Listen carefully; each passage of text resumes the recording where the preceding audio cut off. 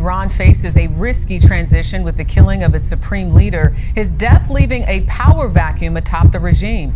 In the last months, Iran has lost some of its highest-ranking figures. Names that were supposed to be untouchable, suddenly gone. Qasem Soleimani has been killed, and his bloody rampage is now forever gone.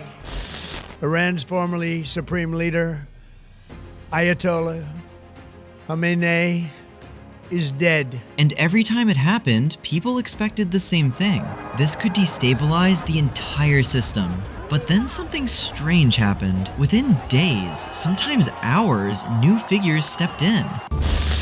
Hi, I'm Lindsay Reiser. We are following breaking news. Iran has chosen Mujtaba Khamenei as the new supreme leader. He is the son of the now deceased Ayatollah Ali Khamenei, who was killed in the joint U.S.-Israeli strike. The machine didn't slow down. It didn't hesitate. It just kept moving. So the real question is, why doesn't removing the top leaders actually weaken Iran? And why does the system seem almost impossible to break? To understand that, you have to stop thinking about individuals and start looking at the system behind them. Most countries rely heavily on key individuals. Remove the leader and everything starts to shake. Iran works differently. Power isn't concentrated in one place. It's spread across multiple centers at the same time. You have the supreme leader, but also the president and government. At the same time, powerful religious institutions, and alongside all of them, a military structure that operates on its own logic. These structures don't just coexist, they overlap, they reinforce each other. Think of it less like a pyramid and more like a web.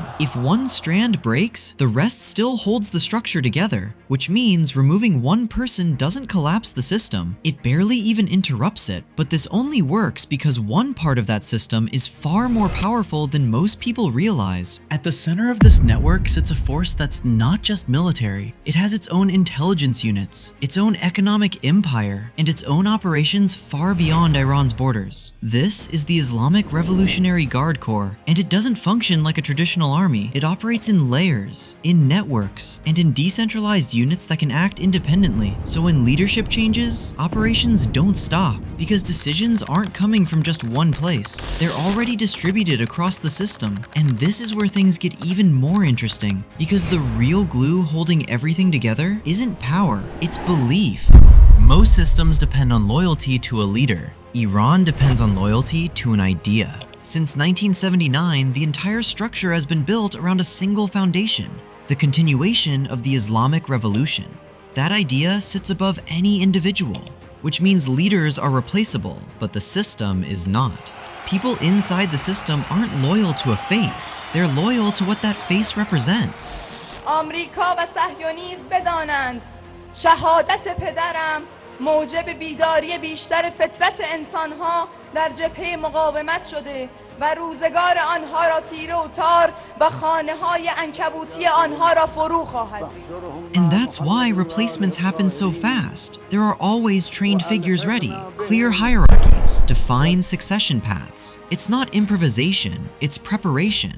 Every key position has someone waiting behind it. But even that isn't the full picture, because Iran's power doesn't stop at its borders. Iran isn't built like a traditional system with a single point of failure. Its power comes from three things working together: institutions that overlap, networks that operate independently, and an ideology that outlives any individual.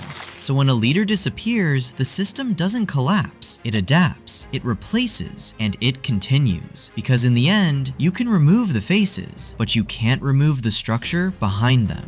What do you think? Does removing leaders really weaken a system like this, or does it make it even stronger? Let me know in the comments.